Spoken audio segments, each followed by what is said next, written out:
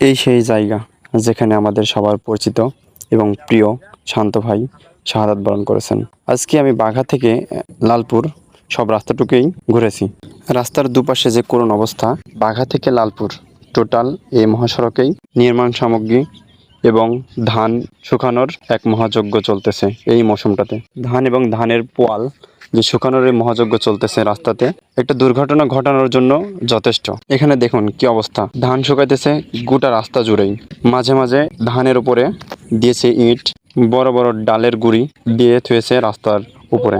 এবং ধান শুকানোর জন্য যে রাস্তায় এবং পোয়াল শুকাতেছে গোটা রাস্তা জুড়েই, যেগুলো দুর্ঘটনা ঘটার সম্ভাবনা অনেকটা বাড়িয়ে দেয়। এগুলো থেকে আমাদের সচেতন থাকতে হবে। আসলে জনসচেতনতা সৃষ্টি ছাড়া রাস্তার দুর্ঘটনা এড়ানো সম্ভব না।